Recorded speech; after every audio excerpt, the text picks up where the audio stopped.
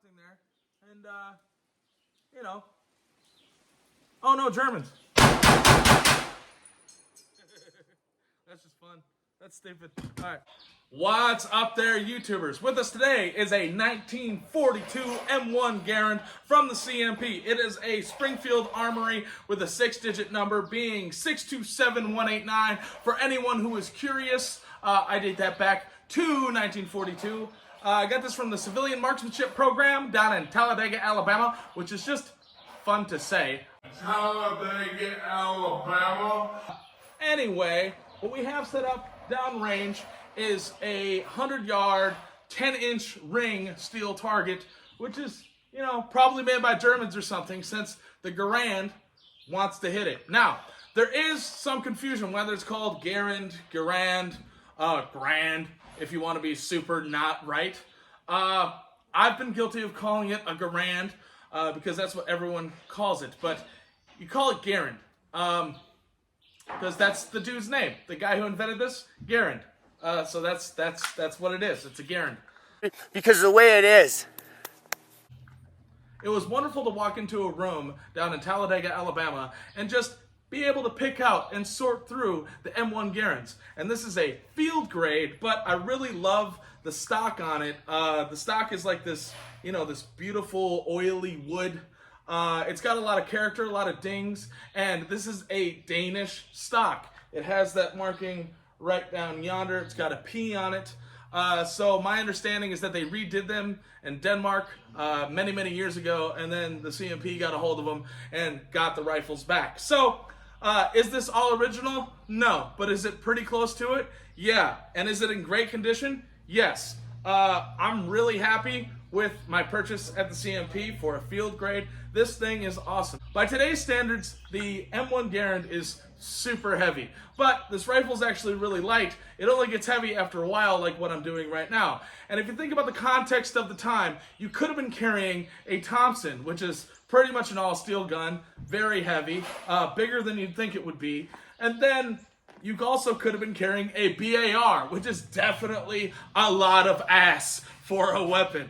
You're talking 20-round, you know, magazine-fed 30-06. This is 8-round clip-fed 30-06 on significantly lighter frame. So the M1 Garand was that happy medium, if you will. So it was relatively lightweight, relatively accurate, and it had a cartridge that was probably too potent for its time. Everything was just big back then. You had 45 ACP and 30-06 instead of 5.56 and 9mm. So, in honor of that time, I have a German steel target down there. It's quite simple. The Germans are all the way over there. Da-na-na-na-na-na-na-na-na. Yeah. It's not actually German, it's actually Chinese, but we're going to call it German because this thing wants to eat. I don't know if it's the 1950s or 1960s, but it's Taiwanese ammo. Came in a spam can. It's probably corrosive. I probably have to wash this right after, but I really want to get down to it. This is just the debut of the M1 Garand, people. This thing is awesome. I always wanted one, and now we have one. Alright, so I know my ancestors hate my shirt right now because it's just got a Russian bear, but I do go to pawn shops, I go to thrift shops, and I saw this bear, and yeah, it's pretty badass. So, forgive me for my shirt choices, but here we have the M1 Garand, and we have it at 100 yards, and let's see if I can't get Garand thumb. Huh? Yeah, easy. I don't know why that's like such a thing, but it is. Safety's already off because I may have already like shot it to see where it was at. That's my own fault, but let's see from standing position. I don't know if you heard that, but pretty good. Yeah, 2 for 2.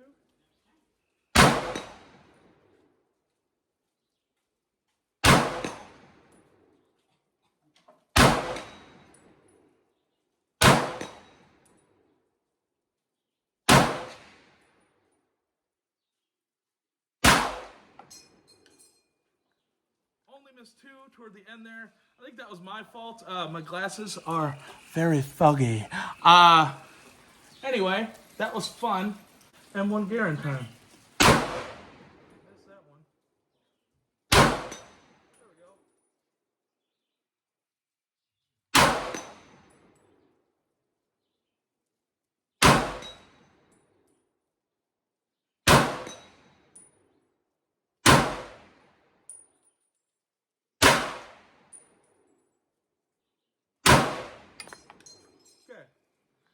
getting used to the trigger, and the trigger's actually very phenomenal. I hate to like gloat on how cool the M1 Garand is, as we all know.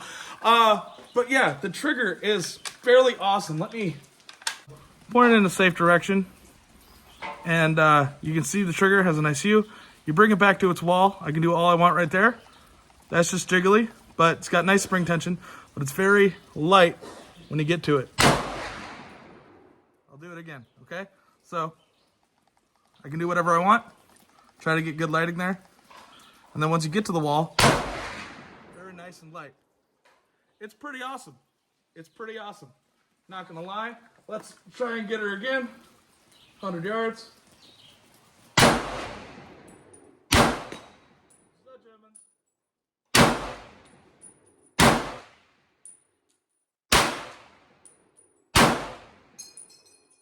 Firing too fast, but that is such a fun sound. I'm gonna let it cool down. I don't want to abuse it by any means. The M1 Garand here has a nice like mahogany look to it. I'm sure it's a walnut stock. I'm not entirely sure, but yeah, it has a P symbol right here, which marks it Denmark, and then it has the serial number on the actual stock, which matches the serial number on the gun, 627189, 627189. I do have the difference in gas plug.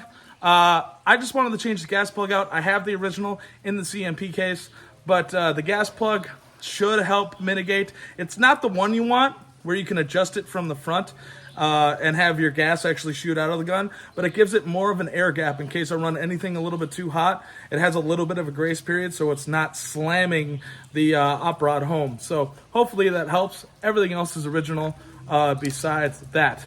Garand safe 30-06 ammo is relatively hard to come by. While it's not impossible, and if you have money, anything's possible, but I kind of don't. I just spend money I don't have on a hobby that I love. I'm sure many of you resonate with that. I finally got some Taiwanese ammo, and I want to let it eat today. Now, the rifle is already getting hot. I don't want to abuse it. So, in the light of this, this gun is pretty flawless. I will upload some DSLR pictures as I take it apart and clean it. But the pitting on this is very minimal. For it to survive this long and, you know, be accurate, it had a throat and muzzle rating of, I can't remember. Hold on. Field grade, $750 from the CMP. It had a muzzle rating of 5 and a throat rating of 2. Yeah. So, that's not exactly ideal, but as you've seen, if I'm not rapid firing it and I take my time, I can hit something. But, let's go again. I have a level 4 plate, I do believe. Anyway, I have an Italian September body armor plate that I've been sitting on for a while, and the 30-06 ought to be able to give it a good wallop. I also have a 1911 here, but I don't dare include it with the M1 Garand, as this is a TSOS, because, once again, if you can't afford it, just, you know, spend money on a hobby that you love, and just kind of deal with it. So, I didn't go out and buy a $1,000 1911. I got this for $400. I didn't go out and spend $2,000 on a M1 Garand. I went through the CMP and got it for $750. There are ways to get things cheaper. Now, there is a limit, you know. I'm dreading buying an activation number for, you know, DaVinci Resolve, but we'll get there, as you'll see if you're watching this.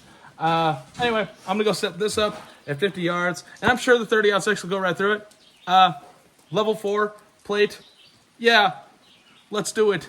All right, gun's still hot. We have a level 4 plate down yonder. I'm sure the Garand will take care of it swiftly.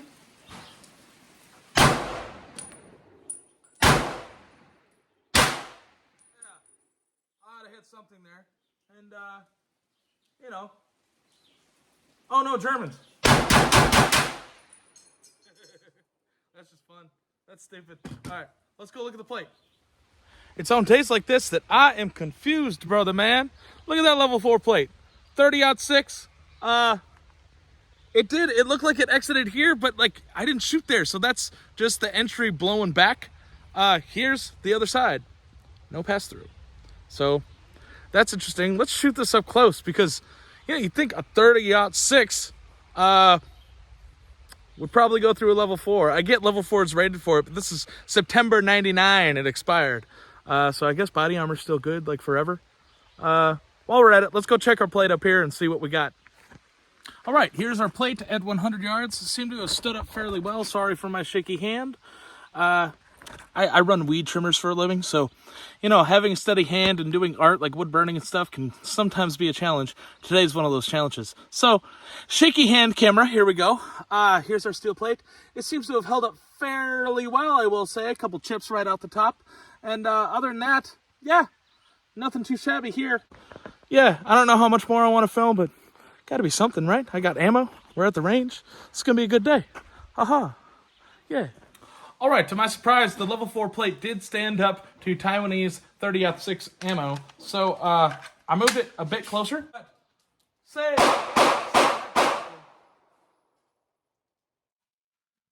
Hypothetically, there's a German.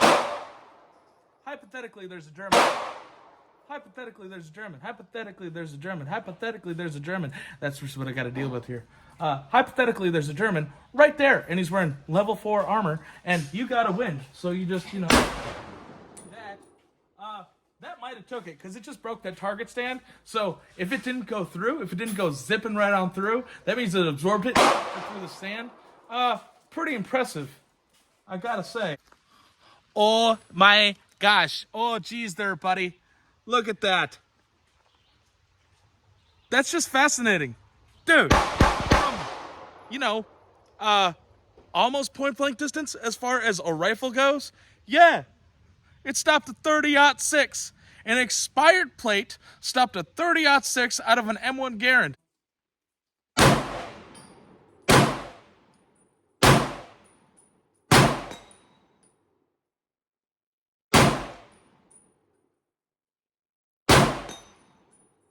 Shot the chain off.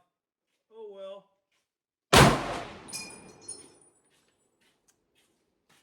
I'll have to replace that chain.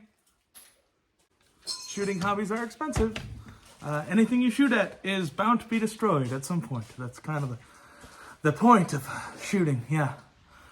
Dang. Well.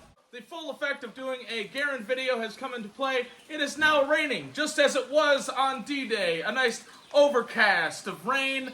However, it's not that cold out, because this is Tennessee and not France. The reason this gun became so famous is because it did this. We went from bolt-action rifles to semi-automatic, and semi-automatic allowed you to see a bunch of Germans, combatants, downrange, and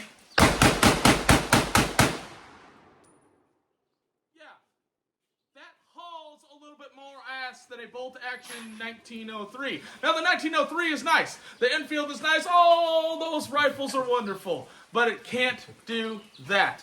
I want to let this thing eat, but I also want to let it cool down because it is a piece of history. It's not meant to be abused. And we shall cherish it forever. I need to dry it off. I need to oil it up, get all the corrosive primer stuff out of there. And I'll see you guys on the other side. With that, I am the Hippie Gunner, representing Peace and Firearms. Much love to you all. Like, share, subscribe, do whatever you want to do, and I shall see you later. What's going on? Yeah. Cool, man. Yeah, I just did like 6 outros because I never know how to do them, really. Then you just pick the best one.